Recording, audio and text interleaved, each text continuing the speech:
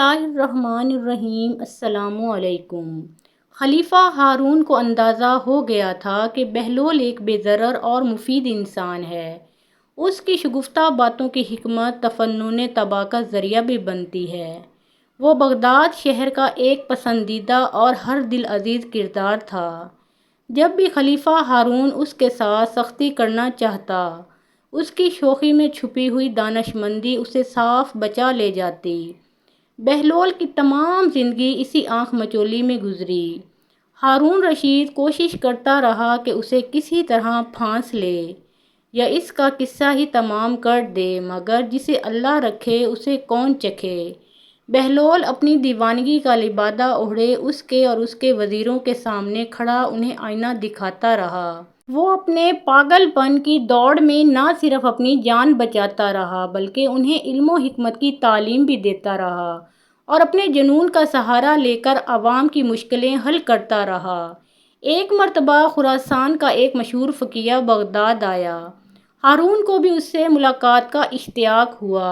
اس نے اسے دربار میں بلایا، گرم جوشی سے اس کا خیر مقدم کیا اور بڑی قدر و منزلت کے ساتھ اپنے پاس بٹھایا۔ فقیہ اس عزت افزائی پر پھولے نہیں سما رہا تھا اور ہارون پر اپنے علم کی دھاک بٹھانے کی کوشش کر رہا تھا کہ اچانک بہلول کہیں سے پھرتا پھراتا دربار میں آ نکلا۔ اس نے سلام کیا۔ ہارون نے اسے بیٹھنے کے لیے کہا۔ فقیہ نے اس کا معمولی لباس، بوسیدہ گودڑی اور دھول میں اٹی ہوئی جوتیاں دیکھیں اور قدرے حیرت سے بولا، آپ بہت مہربان اور فراخ دل ہیں کہ معمولی لوگوں کو بھی اپنے دربار میں جگہ دیتے ہیں۔ بہلول اپنی جگہ سے اٹھا اور اپنا عصا کھٹکھٹاتا اس کے قریب پہنچا اور بولا، گستاخی معاف، آپ اپنے ناقص علم پر کیوں اس قدر مغرور ہیں؟ آپ میری ظاہری حالت کا خیال نہ کیجیے اور میرے ساتھ علمی مباحثہ کرنے کے لیے تیار ہو جائیں تاکہ آپ کو پتہ چل جائے کہ آپ تو کچھ بھی نہیں جانتے۔ فقیہ نے ایک نگاہ غلط انداز میں اس پر ڈالی۔ میں نے سنا ہے کہ تو پاگل ہے اور میں پاگلوں سے مباحثہ نہیں کیا کرتا۔ میں نے کب کہا کہ میں پاگل نہیں ہوں؟ میں تو اپنے پاگل پن کا خود اقرار کرتا ہوں، مگر آپ ہیں کہ آپ کو اپنی کم علمی کا کچھ پتہ ہی نہیں۔ بہلول نے مزے سے کہا۔ ہارون نے قہر آلود نگاہوں سے بہلول کی طرف دیکھا۔ بہلول، خاموش رہو، تمہیں معلوم نہیں کہ یہ خراسان کے نامور فقیہ ہیں، اسی لیے تو میں چاہتا ہوں کہ یہ مجھ سے علمی مباحثہ کرے۔ بہلول نے اطمینان سے کہا۔ ہارون بھی علمی مباحثوں اور مناظروں کا شائق تھا۔ وہ اس فقیہ سے بولا، کیا مضائقہ ہے، تمہیں بہلول کی دعوت قبول کر لینی چاہیے۔ تو پھر میری ایک شرط ہوگی۔ فقیہ بولا، اجازت ہے، تم جیسی چاہو، شرائط طے کر لو۔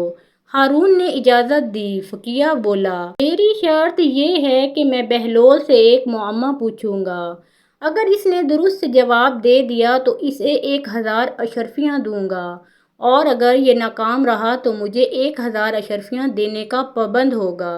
بہلول مسکرایا، ہم فقیروں کے پاس مال دنیا کہاں؟ ہاں، میں خود کو آپ کے سپرد کر سکتا ہوں کہ آپ ایک غلام کی طرح مجھ سے کام لیں اور اپنی 1000 اشرفیاں پوری کر لیں، اور اگر میں 1000 اشرفیاں جیت گیا تو وہ تو ناداروں اور محتاجوں کا حصہ ہے کہ امیر المومنین علی المرتضیٰ رضی اللہ تعالیٰ عنہ فرماتے ہیں کہ جہاں بھی دولت ضرورت سے زیادہ ہے وہاں یقیناً کسی حقدار کا حق ضائع ہو رہا ہے۔ مجھے منظور ہے، اور کیا تم تیار ہو کہ میرا معمہ حل کرو؟ فقیہ نے کہا۔ بصر و چشم بہلول نے جواب دیا، عالی جاں، آپ کی بھی اجازت ہے؟ فقیہ نے ہارون سے پوچھا۔ اجازت ہے، ہارون نے شاہکانہ تمکنت سے کہا۔ فقیہ نے اپنا معمہ پیش کیا۔ ایک گھر میں ایک عورت اپنے شرعی شوہر کے ساتھ بیٹھی ہے۔ اس گھر میں ایک شخص نماز پڑھ رہا ہے اور دوسرا روزے سے ہے۔ اچانک دروازے پر دستک ہوتی ہے اور ایک ایسا شخص اندر داخل ہوا جس کے آ جانے سے شوہر اور بیوی ایک دوسرے پر حرام ہو گئے۔ نماز پڑھنے والے کی نماز باطل ہو گئی اور روزہ دار کا روزہ ہی باطل ہو گیا۔ کیا تم بتا سکتے ہو کہ باہر سے آنے والا شخص کون ہے؟ دربار میں سناٹا چھا گیا۔ لوگ ایک دوسرے کا منہ تکنے لگے۔ بہلول نے برجستہ کہا، گھر میں داخل ہونے والا شخص اس عورت کا پہلا شوہر ہے جو سفر پر گیا ہوا تھا، جس کے بارے میں یہ خبر ملی تھی کہ دوران سفر انتقال کر گیا ہے، اور اس عورت نے حاکم شرع کی اجازت سے اسی مرد سے عقد کر لیا تھا جو اس کے برابر بیٹھا ہوا تھا۔ انہوں نے 2 اشخاص کو اجرت دی تھی کہ وہ مرحوم شوہر کی قضا نمازیں ادا کریں اور روزے رکھیں۔ اسی اثنا میں پہلا شوہر سفر سے واپس آ گیا کیونکہ اس کی موت کی خبر غلط تھی، چنانچہ اس کے آتے ہی دوسرا شوہر اس عورت پر حرام ہو گیا۔ ان دونوں اشخاص کی نماز اور روزہ باطل ہو گئے جو شوہر کو مردہ سمجھ کر اس کے لیے پڑھی اور رکھے جا رہے تھے۔ مرحبا مرحبا، بہت خوب بہلول، بعض اوقات تو تمہاری دیوانگی فرزانوں کو بھی مات دے دیتی ہے۔ ہارون نے ستائش کی، باقی وزیر اور امیر بھی داد تحسین دینے لگے۔ شور کچھ کم ہوا تو بہلول کہنے لگا کہ عالی جاہ کی اجازت ہے کہ میں بھی حضرت فقیہ سے ایک سوال کروں۔ اجازت ہے، ہارون نے کہا۔ کیا آپ تیار ہیں؟ بہلول نے پوچھا۔ ضرور پوچھو، فقیہ نے نخوت سے کہا۔ فرض کریں کہ ہمارے پاس 1 مٹکا شیرہ اور 1 مٹکا سرکہ موجود ہے اور ہم اس سے سکنجین تیار کرنے کے لیے 1 پیالہ سرکہ اور 1 پیالہ شیرہ مٹکوں میں سے نکالتے ہیں اور دونوں کو کسی برتن میں ملا دیتے ہیں۔ اس وقت پتہ چلتا ہے کہ اس میں تو ایک چوہا مرا پڑا ہے۔ کیا آپ بتا سکتے ہیں کہ وہ مرا ہوا چوہا سرکے کے مٹکے میں تھا یا شیرے کے مٹکے میں؟ ہارون رشید محظوظ ہوا، اہل دربار بھی مسکرائے، سب کی نگاہیں فقیہ پر لگی ہوئی تھیں کہ وہ اس معمے کو کس طرح حل کرتا ہے۔ وہ گہری سوچ میں مستغرق ہو گیا اور بہت دیر تک ایک لفظ بھی نہ بول سکا۔ ہارون اتنا انتظار نہ کر سکا اور بولا، بہلول نے تمہارا معمہ حل کرنے میں 1 لمحہ بھی نہیں لگایا، تمہیں بھی اس کے سوال کا جواب اسی طرح دینا چاہیے۔ فقیہ نادم سا ہو گیا، اس کی نگاہیں جھک گئیں، اسے اپنی کم علمی کا اعتراف کرنا ہی پڑا۔ عالی جاہ، میں یہ معمہ حل نہیں کر سکتا۔ اس کی پیشانی عرق آلود تھی۔ ہارون نے بہلول کی طرف دیکھا۔ بہلول، بہتر یہی ہے کہ تم خود ہی اس معمہ کو حل کر دو۔ بہلول مسکرایا، کیا حضرت فقیہ اب بھی اپنی ناسمجھی کے قائل ہوتے ہیں یا نہیں؟ فقیہ بولا، بہلول، تم نے مجھے احساس دلا دیا ہے کہ علم کی کوئی حد نہیں، کسی کی ظاہری حالت کو دیکھ کر اسے کمتر خیال نہیں کرنا چاہیے۔ تو سنیے جناب، ہمیں چاہیے کہ اس چوہے کو سکنجین سے نکال کر اچھی طرح دھو لیں، پھر اس کا پیٹ چاک کریں۔ اگر اس کے پیٹ میں سرکہ ہوا تو سمجھیں کہ وہ سرکے کے مٹکے میں تھا، اگر شیرہ ہوا تو پھر اس نے شیرے میں ڈبکی لگا کر جان دی ہے، لہٰذا جو کچھ بھی اس کے پیٹ میں ہوا اس شے کے مٹکے کو ضائع کر دینا چاہیے۔ اہل دربار اش اش کر اٹھے۔ ہارون بہت محظوظ ہوا، اس نے بہلول کو آفرین کہی۔ فقیہ نے سر جھکایا اور 1000 اشرفیاں اس کے سامنے ڈھیر کر دیں۔ بہلول نے تمام اشرفیاں سمیٹ کر اپنی جھولی میں ڈالیں اور محل سے باہر نکلتے ہی انہیں ضرورت مندوں میں بانٹنے لگا۔ جب وہ اپنے بسیرے پر پہنچا تو اس کی جھولی خالی تھی۔ چند دن نہیں گزرے تھے کہ ہارون نے بہلول کو طلب کیا۔ وہ اس کے محل میں پہنچا تو دیکھا کہ وہ شراب کے نشے میں مخمور دجلہ کے کنارے اپنے شاندار محل کے جھروکے میں بیٹھا شور مچاتی لہروں کا تماشا دیکھنے میں محو ہے۔ بہلول کو دیکھتے ہی وہ نشے کی ترنگ میں بولا، بہلول، اس روز تو نے اس بیچارے فقیہ کا ناطقہ بند کر دیا تھا، اتفاقاً تیرا داؤ لگ گیا تھا اور وہ احمق بھی نرا گاؤدی نکلا، مگر آج میں تجھے عاجز کر کے رہوں گا اور اس جھروکے میں سے تجھے دجلہ میں پھینکوا دوں گا اور تو اسی طرح دجلہ کی موجوں میں غوطے کھائے گا جس طرح تیرے معمہ میں چوہا شیرہ اور سرکے کے مٹکے میں ڈبکیاں لگاتا رہا تھا۔ اور اگر میں نے معمہ بوجھ لیا تو، بہلول نے کہا، تو پھر 1000 اشرفیاں انعام میں ملیں گی۔ اس نے بڑی شان سے کہا، جناب عالی، مجھے اشرفیوں کی قطعاً کوئی ضرورت نہیں، ہاں میری ایک اور شرط ہے، اگر وہ منظور ہے تو کوئی بات بھی ہے۔